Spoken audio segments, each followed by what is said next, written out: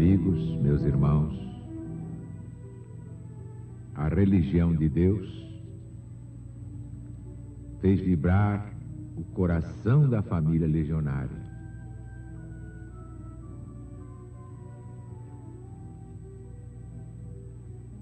E justamente na grande transição apocalíptica é que surge a religião de Deus para os homens.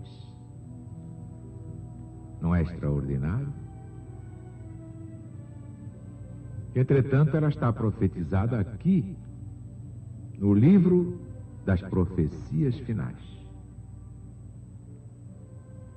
Para quem tem olhos de ver, já está tudo claro. Mas nós teremos de aclarar mais ainda para os tardos de entendimento. Na verdade, este é o livro mais importante do mundo, neste fim de ciclo apodrecido e gasto. Bem-aventurados são os que guardam as palavras desta profecia do Cristo de Deus. Vamos então ao trecho de hoje do Apocalipse de Jesus segundo São João.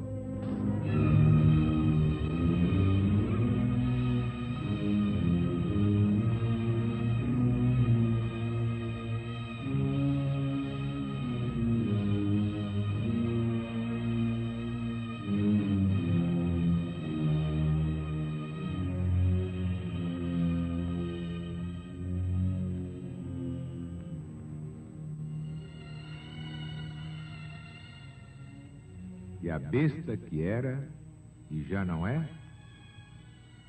ela também é a oitava, é também uma das 7 e caminha para a sua perdição.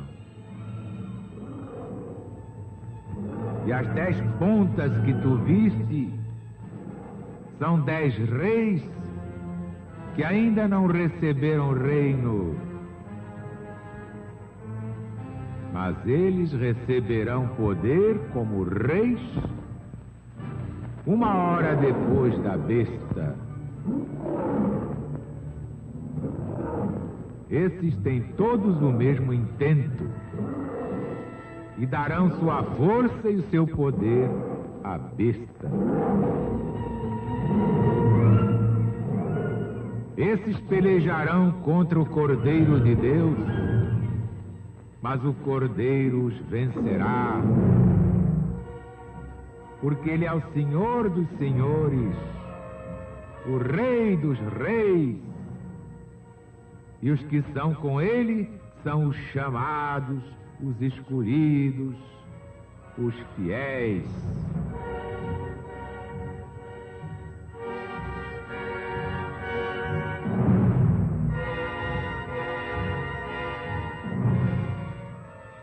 Disse mais o anjo: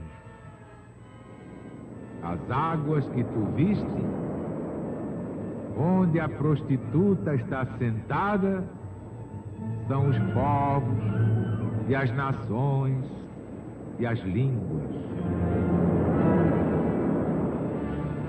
E os 10 chifres que viste na besta, esses aborrecerão a prostituta e a reduzirão à desolação, e a deixarão nua, e comerão suas carnes e a queimarão no fogo. Porque Deus lhe pôs no coração executar o que é do seu agrado, que é dar o seu reino à besta, até que se cumpram as palavras de Deus. E a mulher que viste é a grande prostituta que reina sobre todos os reis da terra.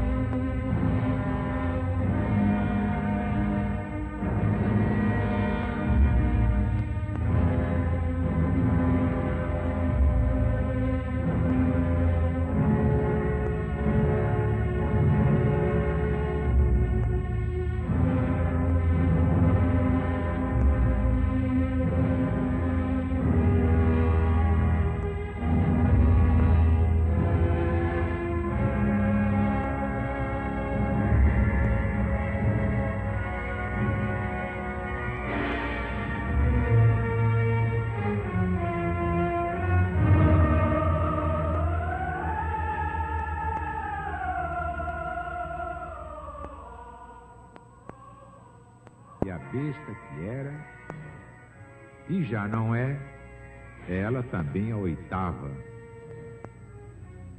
Vejam vocês, uma miudeza histórica sendo notada e combinada com reflexão, aclara muitas vezes pontos obscuros do Apocalipse. Até aqui, reparem bem, São João Evangelista não tinha falado senão de uma besta de 7 cabeças. Agora, a esta mesma besta, chama ele oitava. E misturando as cabeças com as bestas, acrescenta: é também uma das 7. Na primeira volta cíclica, que é que nós vamos entender? Vamos logicar.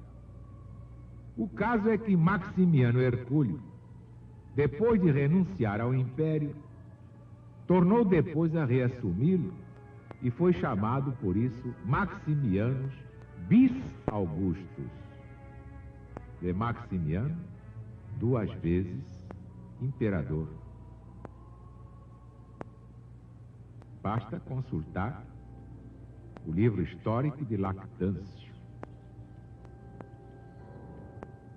Aqui o temos logo dobrado, em estado de se contar como oitavo, ainda que ele tivesse sido um dos 7. Só resta dificuldade, porque é Maximiano, aqui, chamado a besta. Mas isto ficará resolvido pelo que se falou no capítulo 13, versículo 2, onde se notou que o leopardo, que representa Maximiano Hercúleo, foi com efeito o corpo da besta, que assim como o leão e o urso, isto é, Diocleciano e Galério, são a sua boca e os seus pés.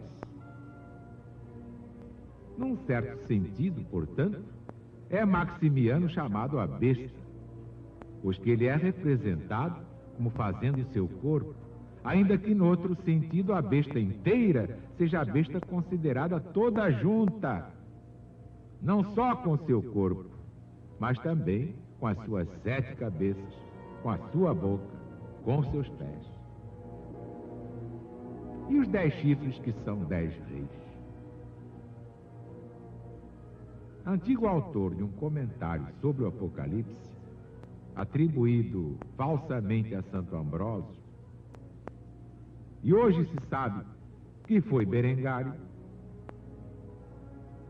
claramente afirma que por estes 10 reis são designados 10 reinos pelos quais o Império Romano foi destruído. E estes 10 destruidores, conta ele assim: os persas, os sarracenos, que tomaram a Ásia, os vândalos, que tomaram a África, os godos, alanos, suevos, que se senhorearam da Espanha, os lombardos, que conquistaram a Itália, os borgonheses, que conquistaram a Gália, os franceses, que tomaram a Germânia, os hunos, que se senhorearam da Panônia. São esses os 10 chifres, as 10 pontas. 10 chifres que representam 10 reinos. E agora? Que conforme os ciclos múltiplos, tudo isto muda, são 10 individualidades novas. Mudam os nomes das pessoas, mudam os lugares, mudam os nomes das nações. Do contrário, o Apocalipse seria mesmo um livro superado. Mas é preciso ver quem tem olhos de ver, e que ouça quem tem ouvidos de ouvir. O livro é atualíssimo e não há nada mais atual do que o Apocalipse de Jesus segundo São João. Mas diz ele, são 10 reis que ainda não receberam reino. Ora, no tempo em que o discípulo amado, o evangelista profeta, escreveu, estes reis destruidores não tinham realmente nada no império. E assim o reino que eles vinham buscar ainda não lhes tinha sido dado. Portanto, confere. E os 10 chifres que tu viste são 10 reis que ainda não receberam reino. Mas eles receberão poder como reis uma hora depois da besta. Esses têm todos o mesmo intento e darão a sua força e seu poder à besta. É o intento de se estabelecerem nas terras do Império Romano. Porque estes reis não são reis como os outros, que andam vendo como hão de engrandecer o seu reino com alguma conquista de país alheio. São todos uns reis sem reino, ou ao menos sem algum assento determinado da sua dominação, que andam vendo como se hão de estabelecer, como fazer um reino num país mais cômodo do que aqueles que deixaram. Nunca se viram no mundo tantos reis deste caráter como no tempo da decadência do Império Romano. E eis aí um caráter particular daquele tempo. Mas os outros ainda são muito mais admiráveis. E darão a sua força e seu poder à besta. Os seus exércitos hão de andar a soldo de Roma e na aliança dos seus imperadores. Este é o segundo caráter destes reis destruidores de Roma e o sinal da próxima decadência desta cidade, noutro tempo tão vitoriosa e triunfante. Achar-se ela, por fim, reduzida a um tal ponto de fraqueza, é que já não podia formar exército senão de tropas bárbaras, nem sustentar o seu império senão valendo-se dos mesmos que a vinham invadir.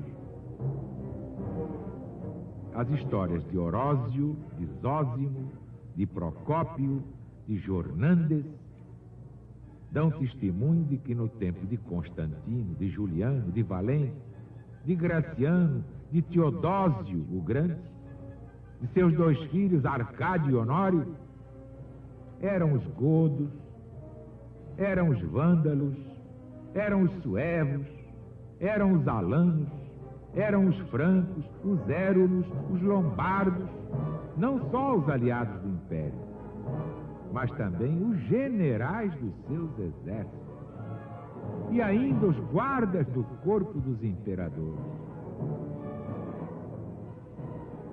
Parece incrível, mas no tempo de Teodósio o Grande, podia tudo no Império um tal de Argebasto, que era chefe dos francos. O próprio Alarico, o godo, vencedor de Roma, era um dos seus condes. Era um dos principais oficiais do Império, a quem Honório tinha feito seu capitão-general.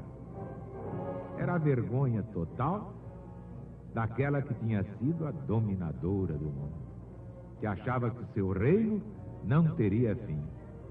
O poder romano era inconfundível, indestrutível, incomparável. E agora, nas voltas cíclicas seguintes, é que vocês pensam que vai acontecer aos modernos impérios de Roma? O que é que aguarda os impérios romanos? O que veio na primeira volta cíclica foi até uma coisa assim chamada perfumaria, perto da hecatombe que vai arrasar o mundo. Como é que os poderosos vão se tornar fraquinhos, e vão rastejar diante dos humildes. que eram alvo do seu deboche, da sua bravata, da sua força, do seu poder.